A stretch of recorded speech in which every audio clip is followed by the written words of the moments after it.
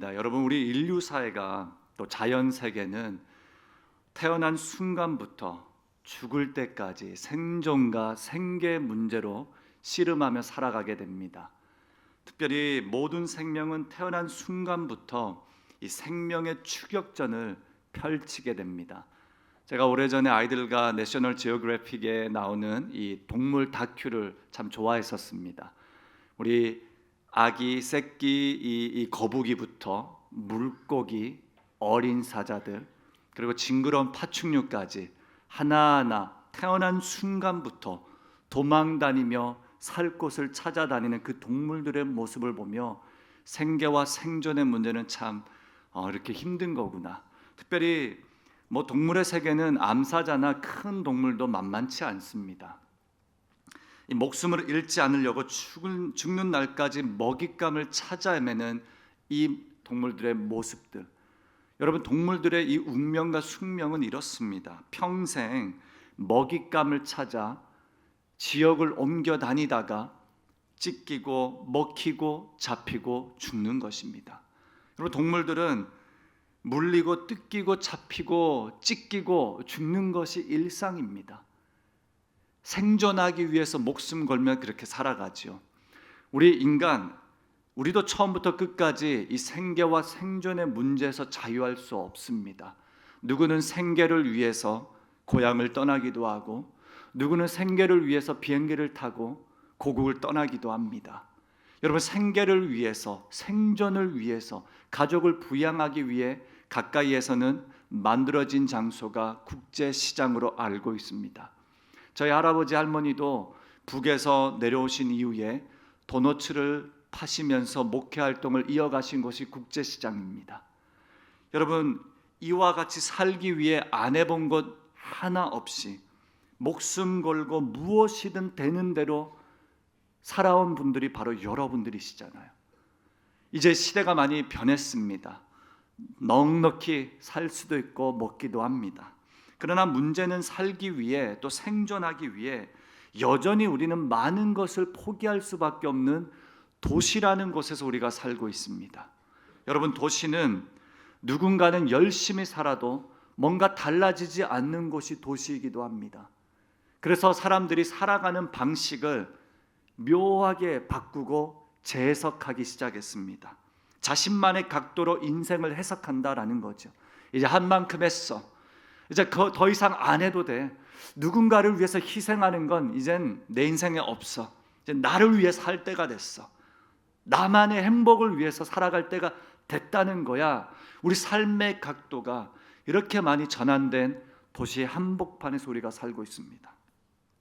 여러분, 선지자 예레미야가 자신이 속한 그의 도시에서 생계와 생존의 문제로 신음하는 성도들을 보며, 사람들을 보며 스스로 이렇게 고백합니다. 예레미야 2장 13절입니다. 내 백성이 두 가지 악을 행하였나니 곧 그들이 생수의 근원되는 나를 버린 것과 스스로 웅덩이를 판 것인데 그것은 그물을 가두지 못할 터진 웅덩이들이라 라고 고백합니다. 여기서 말씀에 강조하는 두 가지가 뭡니까?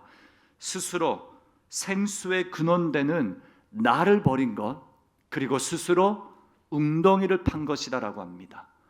여러분, 근원을 버린다는 건 무엇입니까? 하나님을 버리는 것이에요. 생수가 아니라 웅덩이를 파는 건 뭡니까? 이제는 하나님의 통치와 주권이 아닌 나의 의지와 나의 노력으로 내가 나의 생존을 위해서 웅덩이를 파겠다라는 결단입니다. 아담과 하와도 에덴 동산에서 선악과 열매를 먹음으로 말미암아 하나님의 통치에서 벗어나고 이제는 내 의지대로 내가 원하는 대로 살겠노라 다짐했던 자리가 그 타락의 장이었는데, 바로 오늘 예레미야 말씀에도 동일합니다. 나의 웅덩이를 파는 것. 여러분, 우리가 생계와 생존의 인류학적인 이 사명을 다하기 위해서 나의 웅덩이를 열심히 팝니다. 그러다 보니 가장 소중한 근원을 놓치게 됩니다. 나를 위해서 열심히 생존하도록 노력하다 보니 정말 중요한 것들을 잃고 산다라는 겁니다. 사랑하는 우리 성도님, 우리는 무엇을 잃고 살아가고 있습니까? 어떤 웅덩이들을 여러분들이 노력하며 파고 계십니까?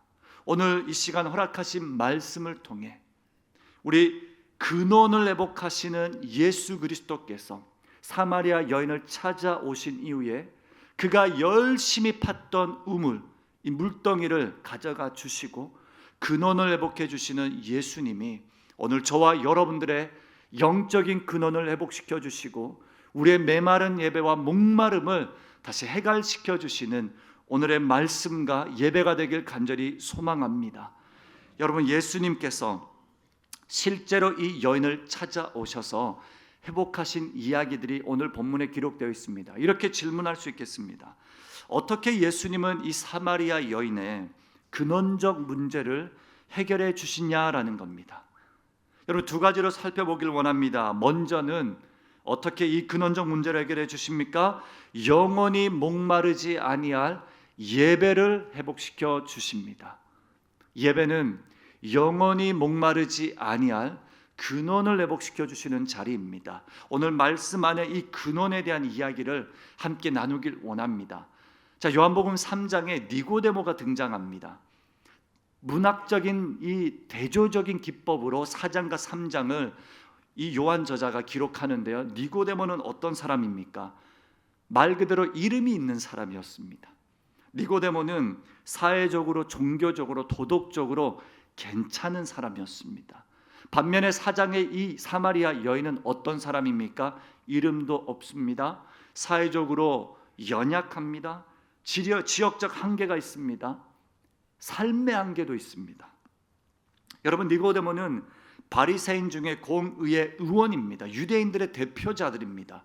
그리고 신앙의 색깔이 아주 강렬해서 예수님을 직접 밤에 찾아가서 신학적인 이야기를 펼칩니다.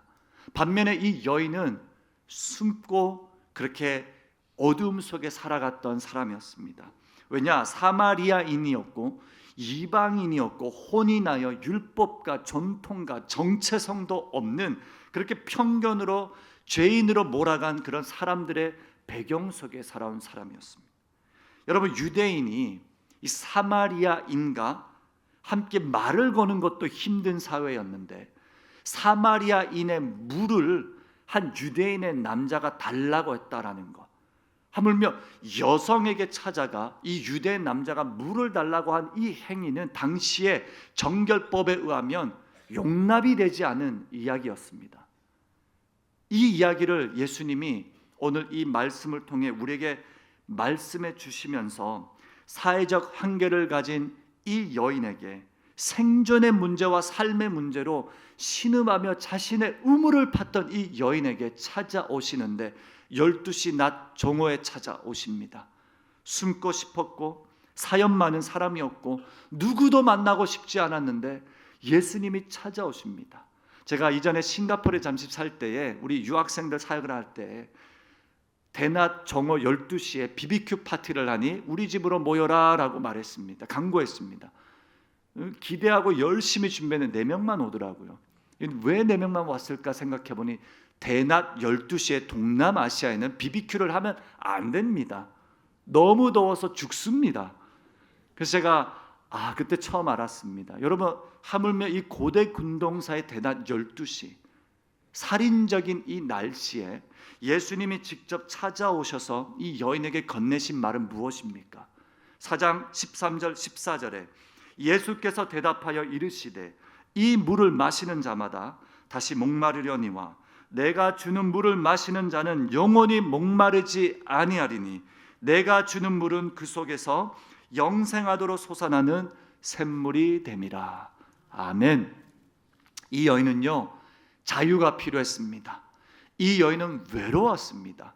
이 여인은 어떤 자유롭게 물을 떨 수 있는 그런 우물가가 필요했습니다. 지리적인 장소가 필요했습니다. 근데 예수님은 뭘 건네주십니까? 생수입니다. 여러분, 이 생수라는 단어를 한번 주목해 봅시다. 생수는 물입니다. 샘물이고요. 이 물은요, 구약에서 정결 예식으로 사용된 정결과 씻음에 대한 도구였습니다.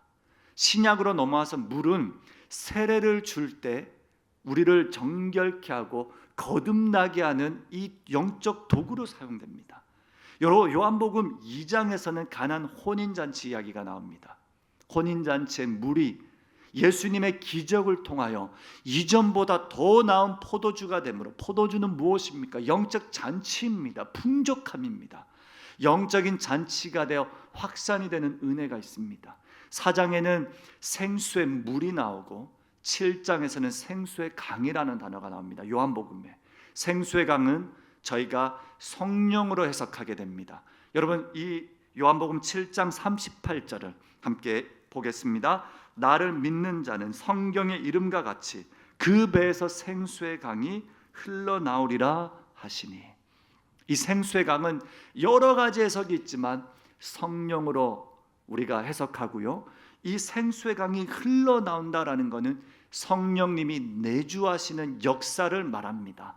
그로 말미암아 여러분, 이 물은요, 물을 통하여 예수님이 예배라는 어떤 키워드를 던져주시면서 무엇을 말씀하시는 겁니까? 너희를 정결케 하는, 새롭게 하시는 성령님의 역사를 너에게 보내주었다. 내주하시는 성령님이 허락하신 이 물을 마시면 예배는 우리의 목마름을 채울 뿐만이 아니라 우리를 정결하게 하고, 또한 가나안 혼인 잔치처럼 예전에 경험하지 못했던 풍족한 주의 은혜를 체험받을 것이다 라고 약속하신 자리가, 그 시간이, 그 장소가 예배입니다. 오늘 이 짧은 본문 안에 예수님은 예배의 장소, 예배의 시간, 예배의 지리적인 역할들을 하나로 묶습니다. 그리고 예배할 때가 오니 바로 지금이라 라고 말씀하시는 그 근거를 계속해서 한번 좀 살펴보겠습니다. 여러분, 팀 켈러라는 목사가 예수를 만나다라는 책에서 이렇게 질문합니다. 어떤 신이 인간을 찾아오는 종교가 있냐라는 질문을 합니다. 우리 기독교는 하나님이 직접 찾아오시는 종교가 아니라 진리입니다. 여러분, 기독교는 예수님이 찾아오시는 영적인 행위 속에 만들어진 복음이 있습니다. 여러분, 예수님께서 누굴 찾아가십니까? 텅 빈 종교를 가진 니고데모를 찾아오셨어요. 텅 빈 마음을 가지고 나무 위에 매달려 있었던 삭개오를 찾아오십니다. 텅 빈 그물을 가지고 이제 예수님을 배반한 다음에 더 이상 소망이 없다 우울해하며 다시 바다로 넘어간 베드로를 찾아오십니다. 여러분, 텅 빈 마음을 가지고 자신의 우물을 파던 생계와 생존의 목마름을 가진 이 여인을 찾아오십니다. 이 여인을 찾아오셔서 주님께서 허락하신 건 무엇입니까? 대단한 위로, 대단한 평강이 아니라 생수를 허락하십니다. 여기에서 여러분, 우리 예수님이 찾아오신 장소가 우물가입니다. 다시 한번, 이 우물가라는 장소는 또 무슨 뜻이 담겨져 있습니까? 예수는 누구도 가지 않는, 굳이 들리지 않으셔도 되는 사마리아의 길로 걸어가십니다. 제자들도 의아해했습니다. 싫어했거든요. 당시에는 상존하고 이 만나면 안 되는 문화였습니다. 그러나 예수님이 직접 한계와 혐오로 가득 찬 그 도시 한복판으로 들어가신 다음에 우물가에서 이 여인을 만나 주십니다. 여러분, 구약에서 이 우물가는요, 말 그대로 만남의 장소입니다. 이삭이 누구를 만나죠? 리브가를 만납니다. 야곱이 사랑했던 라헬을 만납니다. 모세가 십보라를 만납니다. 그리고 오늘 이 본문 야곱의 우물에서 예수 그리스도는 누구를 만납니까? 사마리아 여인을 만나게 됩니다. 그래서 이 여인이 남편이라고 말하는 그 모든 부질없는 것들, 그 외로움을 가득 차고 싶었던 이 남편이라고 했던 모든 5명의 존재들은 다 사라지고 유일한 신랑 되신 예수님만 이 자리를 지킴으로 이 여인에게 우물가에서 무엇을 약속하시는 겁니까? 내가 너의 신랑이요, 너는 나의 신부요. 신랑과 신부된 이 관계가 예배에 너무나도 소중한 역할이요, 요소이며 연합의 상징이 되는 것입니다. 우리는 신랑 되신 주님 앞에 나와 예배하는 자들입니다. 신랑 되신 예수님이 무엇을 약속하십니까? 생수, 성령님. 성령님은 무엇을 하십니까? 삼위 하나님이 약속하신 구원을, 그 영생의 복을 우리에게 주셔서 이제는 다시 목마르지 아니할 내 삶에 많은 우물들이 있지만 이제는 주께서 주시는 그 목마르지 아니하는 생명을 가지도록 약속하신 것입니다. 여러분, 이 예수님이 오늘 이 시대에 찾아오시는 통로가 예배임을 믿으시죠? 예배는 그래서 설교자 한 명의 선포만으로 되는 것이 아닙니다. 주님이 찾아오시는 이 자리에 여러분들의 반응과 응답, 반응이라는 것은 많이 웃으라는 게 아니라 아멘으로 말하는 게 아니라 반응은 여러분들이 함께 저와 예배자가 되는 것이죠. 우리 찬양팀의 예배와 찬양이 있고 여러분들의 기도가 있고 중보자의 기도가 있고 모든 요소들이 만들어짐으로써 이곳에 찾아오시는 예수님을 온 마음 다해 온 마음은 다해 신령과 진정으로 진리와 영으로 영이신 성령님, 진리신 예수 그리스도와 함께 예배하는 자리임을 믿습니다. 여러분, 사마리아 여인은 이 예배 장소로 많이 고민했습니다. 이 여인은요 4장 20절에 이렇게 말하죠. 우리 조상들은 이 산에서 예배하였는데 당신들의 말엔 예배할 곳이 예루살렘이 있다 하더이다. 이 여인은 자기 백성의 전통에 대해 신학적으로 아주 해박한 자매였습니다. 여러 가지 전통과 관습을 다 알고 있었던 것이죠. 그리고 예언자인 예수님과 참 예배에 대해서 논쟁을 하기까지 합니다. 따지는 거예요. 왜냐? 이 그리심산이라고 하는 이 장소에 사마리아인들이 사당을 만들었습니다. 이 사당은 예루살렘 성전을 대체하는 예배 공간이었죠. 근데 유대인들에 의해서 128년 전에 이 사당이 완전히 파손됐습니다. 없어졌습니다. 이 여인은 이 울분을 가지고 산 민족의 또한 응어리를 가지고 자신의 웅덩이를 파며 유대 남자와 유대 사람들과 상존하지 할 수 없었던, 그러나 예루살렘 성전을 그리워하는 묘한 감정 속에 예수님 앞에 따지는 거예요. 그런데 예수님이 짧은 말로 이렇게 대답하십니다. 예배 장소에 더 이상 초점을 맞추지 않았으면 좋겠다. 예배는 나와 성령님과 하나님과 함께 관계적인 이 모양으로 나아가는 것임을 이 여인에게 강조해 주고 있는 거예요. 그래서 오늘 사마리아 여인은 단순한 신앙과 종교와 장소의 논쟁이 아니라 예수님이 이 산에서도 저 산에서도 아닌 이곳 나와 함께하는 말씀이 육신이 되어 이 여인의 삶 한복판에서 복음과 구원의 메시지를 들려주는 그 자리가 예배가 되었다라는 사실을 확인시켜 주고 계시는 겁니다. 여러분, 이 여인이 예수와 함께, 예수님과 함께 예배라는 이 키워드를 가지고, 이 단어를 가지고 풀어주신 이 관계 속에 어떤 변화들이 나타납니까? 근원에 대한 회복이 나타나는 것입니다.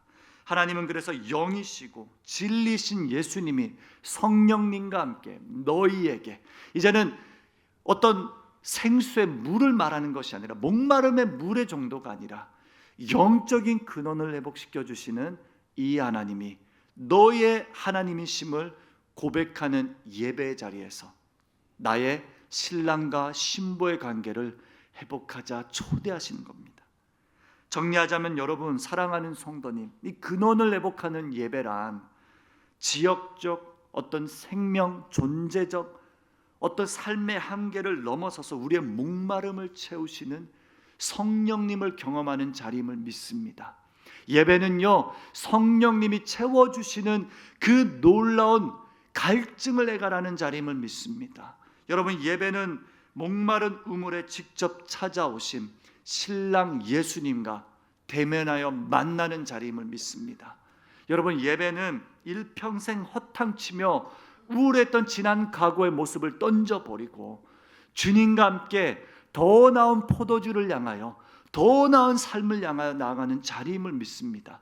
그래서 여러분, 예배를 드린 이후에 이상한 과거는 없습니다. 예배를 드리면 드릴수록 더 나은 존재만 있을 뿐입니다. 우리를 영생하도록 구원하신 삼위 하나님의 일하심만이 있는 곳이 예배라면, 예배를 드리는 모든 주의 백성들은 예배를 드림으로 우리의 신분이 회복된, 우리가 자녀된 신분을 가지고 주와 함께 근원적인 해갈이 있는 영적인 희락의 자리임을 믿습니다. 여러분, 기독교인들의 가장 위대한 정체성은 무엇인지 아십니까? 선인교, 명령 다 중요합니다. 한 신학자가 이렇게 말합니다. 희락이라고.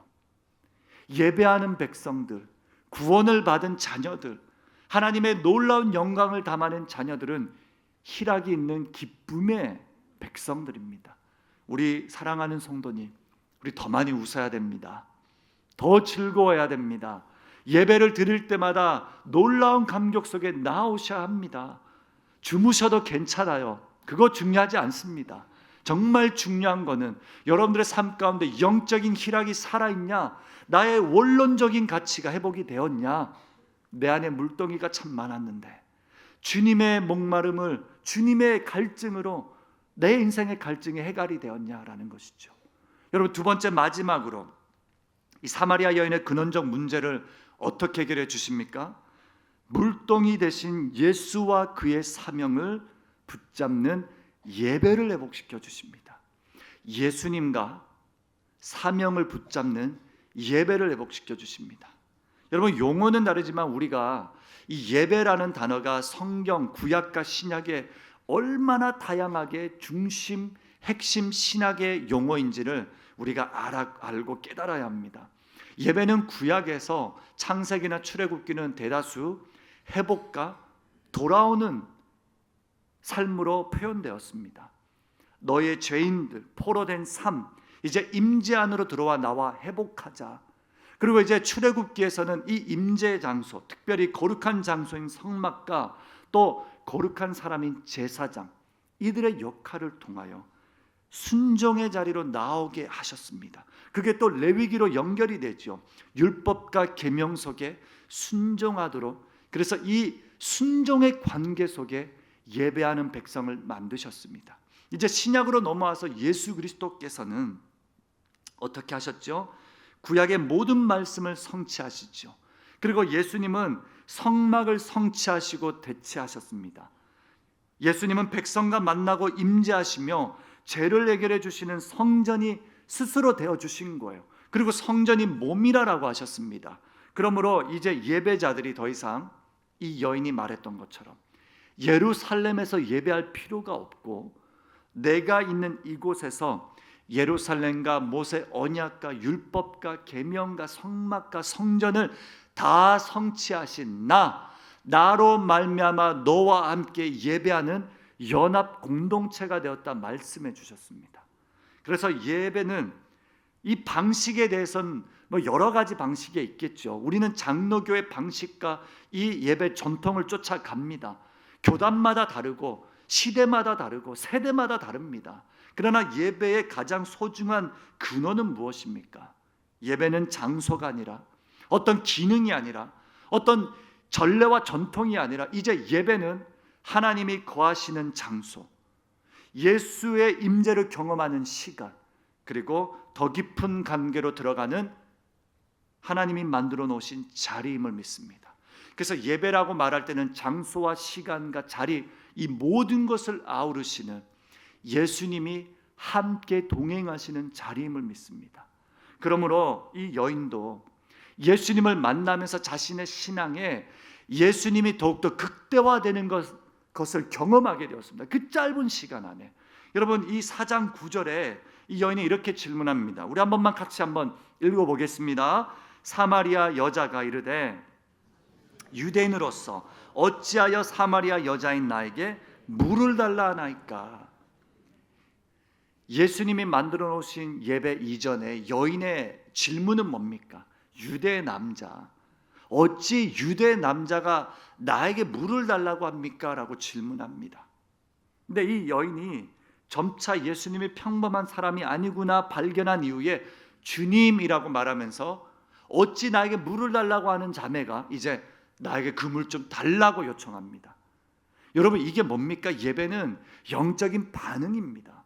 주십시오, 은혜 주십시오, 성령을 주십시오, 성령 안에 거하게 하십시오. 이 영적인 응답이라는 것이죠. 이것을 구할 때 이제 이 예수님이 여인에겐 선지자가 됩니다. 왜요? 근원적인 문제, 그 근원적인 문제를 질문하는 거죠. 너의 삶에 간직했던 남편이라는 그 이슈를 내가 알고 있다. 너의 삶에 가득 넘쳐 나지 않았던 목말랐던 웅덩이, 메마른 그 우물가를 내가 알고 있다. 이 여인이 뭐라고 합니까? 당신은 하나님이 보내신 선지자임을 확신합니다. 근데 더 나아갑니다. 이 여인이요, 이 예수님과 신학적인 이야기를 펼치고 있는 거예요. 신앙의 성장이 일어났고 잠시 짧은 이 예배와 예수님과의 만남을 통해 신앙의 확장이, 자신의 세계가 열린 것입니다. 마지막으로 어떻게 고백합니까? 자기 손으로 평생 움켜쥐었던 물덩이를 던지고 난 다음에 당신이 메시아입니다라고 고백하는 거예요. 드디어 내 손으로 움켜졌던 이 물동이를 던져버리고 메시아이신 주님을 바라보게 된 것입니다. 마침내 마태복음 4장에 제자들이 자신의 그물을 던져버리고 예수님을 따르겠습니다라고 말했던 그 헌신의 자리가 오늘 이 우물가에서 펼쳐지는 거예요. 신랑이신 주님, 선지자도 주인도 아저씨도 아닌 이제 메시아, 그 메시아를 붙들고 나니 물통을 버림으로 그동안 억눌렀던 자신의 모든 지난날의 과거의 상처, 죄악, 정죄감, 이 마음의 번민, 고민, 울분, 우울증, 모든 것을 다 내어 던지고 주님을 따르게 됩니다. 여러분, 사랑하는 성도님, 그리스도인이 되었다는 사실, 예배자가 되는 것인데, 예배자는 더 나은 존재가 되는 것입니다. 여러분, 이 여인은 자신의 상처와 목마름과 아픔에 집착을 했는데, 이제 이 여인이 물통을 던져버리고 나니, 메시아를 보고 나니 어떻게 됩니까? 사마리아 땅에 최초의 여성 전도자가 됩니다. 무시와 멸시와 정죄와, 그래서 숨어 지낼 수밖에 없었던 그 여인이 이제는 최초의 전도자가 되는 것입니다. 주 안에서 새로운 피조물이 되고 나면 이 여인을 통해 그 결과가 어떠한지 여러분들이 또 아시잖아요. 사마리아인들이 예수를 믿게 되었습니다. 그리고 예수님이 너무 좋으니 말씀을 더 나눠달라고 며칠을 더 머무르게 되십니다. 그 다음에 결과론적으로 믿는 자가 더욱 많아졌다. 아멘. 사랑하는 성도님, 예배를 통해서 나의 상처의 회복이 일어나면 나의 회복된 상처를 통해서 누군가의 상처를 회복할 수 있는 것입니다. 나의 목마름이 예배를 통해 해결이 되면 나의 해결된 목마름을 통해서 누군가의 목마름을 해결시켜 줄 수 있는 것입니다. 한 목자님들과 이야기를 나누면서 한 분이 일평생 주님을 몰랐던 성도님을 전도했습니다. 이분이 몇 년이 지나고 목자님이 되셨습니다. 이 목자님이 스스로 그렇게 고백하시더라고요. 나의 남편과 자녀들이 교회에 가다 보니 성격과 성품이 완전히 바뀌었다. 그래서 조만간 우리 가족이 다 교회에 올 것 같다. 여러분, 이게 예배 감격, 예배 능력 아닙니까? 언젠가는 그 온 가족이 이 자리에 앉아 계실 것을 믿음으로 확신합니다. 여러분, 예배는 더 나은 존재를 만듭니다. 예배는 더욱더 극대화된 예수님을 만나게 합니다. 아저씨, 사람이었는데 주인이 되고 선지자가 되고 하나님이 되는, 메시아가 되는 그 은혜, 여러분들에게 필요한 건 예배입니다. 예배를 통하여 성령님이 채우시는 물을 마시게 됩니다. 예배를 통하여 예수 그리스도께서 말씀이 되셔서 우리에게 나타나신 그 은혜를 발견하게 됩니다. 예배를 통하여 우리의 물덩이를 던지게 됩니다. 여러분, 어떤 물덩이에 어떤 웅덩이를 파고 사셨습니까? 무엇으로 채우셨습니까? 예배는 나의 것을 내어 던지고 주님으로 채우는 자리임을 믿습니다. 사랑하는 성도님, 인류사의 최우선의 목적은 그래서 생계와 생존이 아닙니다. 인류사의 최우선의 목적은 그를 영화롭게 하는 예배입니다. 이 예배를 회복하시고자 주님이 이 땅에 오셔서 고을과 마을로 다니시며 나와 너 이 영적 관계를 회복하심으로 주님은 모든 구약을 성취하시고 새로운 약속, 신랑 되신 주님과 더불어 살아가자. 이 축제가 있는 자리가 예배임을 믿습니다. 여러분, 그래서 이사야 43장 우리 한번 7절과 21절 말씀 우리 한번 큰 목소리로 선포하며 읽겠습니다. 내 이름으로 불리는 모든 자를 내가 내 영광을 위하여 창조하였나니 곧 그들을 지었고 만들었느니라. 아멘. 이 백성은 내가 나를 위하여 지었나니 나를 찬송하게 하려 함이니라. 아멘. 시편 100편입니다. 여호와가 우리 하나님이신 줄 너희는 알지어다. 그는 우리를 지으시니요 우리는 그의 것이니 그의 백성이요 그의 기르시는 양이로다. 감사함으로 그의 문에 들어가며 찬송함으로 그의 궁전에 들어가서 그에게 감사하며 그의 이름을 송축할지로다. 아멘. 우리의 삶의 목적은 그를 영화롭게 하는 예배임을 믿습니다. 예수님께서 영과 진리로 예배할 때가 오니라 바로 이때다라고 말씀하셨습니다. 이때가 언제입니까? 참되게 예배하는 자들을 찾으시는데, 참되게 예배하는 자들은 성령인 영과 예수이신 진리와 함께 더불어 그 자리에서 이 영적 관계를 발견하고 감격 속에 주님께로 나아가는 그 자리임을 믿습니다. 여러분, 예배가 없기에 선교가 존재한다라는 존 파이퍼 목사님의 고백을 생각해 봅니다. 예배가 없는 모든 자리에 예수님은 예배를 회복하시고자 선교자로 이 땅에 오셨습니다. 예배가 없는 땅들이 있기에 선교사님들은 예배를 회복하고자 그 땅으로 나아갑니다. 우리는 새벽 예배도 있고 수요 예배도 있고 오후 예배도 있고 주일 예배 4번이나 있습니다. 더욱더 나아가 여러분들의 큐티가 있고 삶의 예배가 있습니다. 우리의 삶이 제사가 된다라고 말씀하지 않았습니까? 여러분, 그러므로 우리의 모든 예배는 어떻게 해요? 살아있는 예배, 참되게 예배하는 자를 찾으시는 예수님 앞에 온전한 예배가 회복되는 그 삶을 진심으로 추구하고 쫓아가야 함을 믿습니다. 여러분, 마무리하겠습니다. 예배가 존재하는 곳에 우리의 근원이 회복된다라고 말씀드렸습니다. 성령님은 우리의 모든 목마름을 채우십니다. 어떤 상처와 어떤 여러분들의 두려움이든 어떤 여러분들의 웅덩이든 그 웅덩이에 주님의 것으로 막 가득가득 채워주십니다. 그리고 신랑이 되신 주님이 영원한 잔치를 누리고자 여러분들의 두 손을 꼭 잡고 등을 토닥여 주시며 함께 가자, 내가 너와 함께하노라 약속해 주시는 겁니다. 그 안에서 상처가 회복되는 거예요. 그 안에서 우리의 모든 영적인 정서적인 불안감들이 회복되는 것입니다. 그리고 구원받은 백성으로 이 신분으로 살아내겠습니다 다짐하는 그 자리가 바로 주님이 찾으시는 예배자의 반응임을 믿습니다. 이제 이 예수께서 우리의 삶에 극대화될 것입니다. 그러므로 예배를 드리면 드릴수록 우리는 더 나은 존재가 되는 겁니다. 예배를 드리면 드릴수록 더 깊은 주님을 알아가고 발견하는 겁니다. 예배가 많다고 우리가 불편해하는 분들 한 분도 없으리라 저는 확신합니다. 예배가 많을수록, 예배가 우리에게 많은 시간을 들여서 예배할수록 더 깊은 주님, 더 온전하신 하나님을 알아가는 축복을 누리는 것입니다. 그러므로 그리스도의 사명을 붙들고 다시 일어나 그동안 움켜쥐었던 나의 웅덩이, 나의 물덩이, 나의 우물가를 다 던져버리십시오. 그리고 주님으로 채우시는 영적인 회복을 누리시길 바랍니다. 더욱더 극대화된 주님을 알아갈 때 주님은 생명을 걸고 예배를 회복하고자 이 자리에 오셨는데, 그런 예배자를 찾으신다라고 하셨는데, 목숨을 걸고 예배한다는 건 무엇입니까?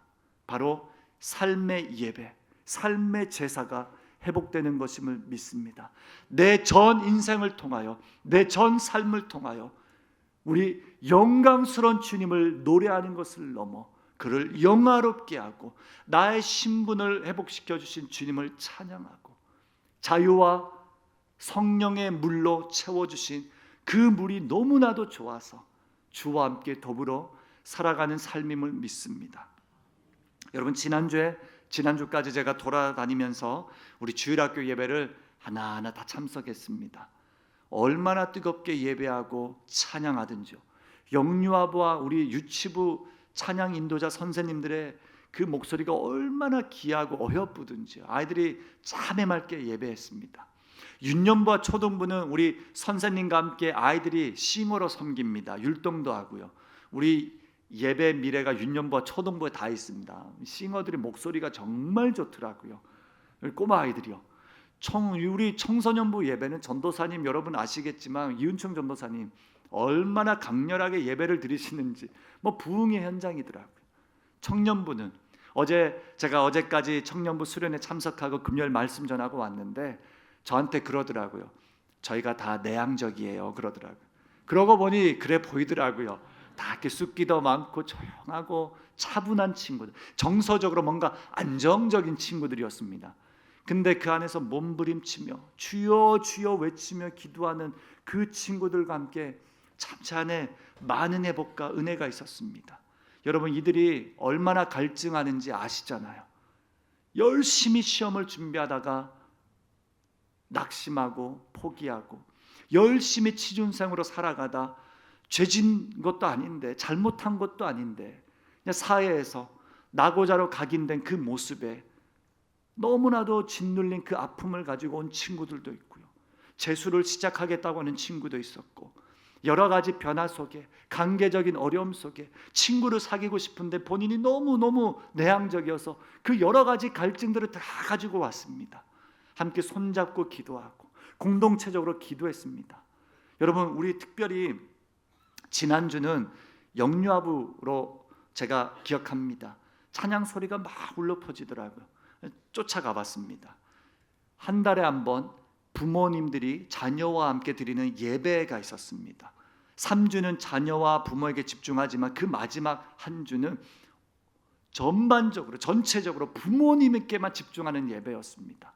우리 인도자분과 싱어들이 얼마나 뜨겁게 찬양하든지요. 남자 집사님이 인도를 하시다가 한 찬양 가사에서 울먹이셨습니다. 근데 그 찬양 가사가 뭘까 생각해 보니 이런 찬양이었습니다.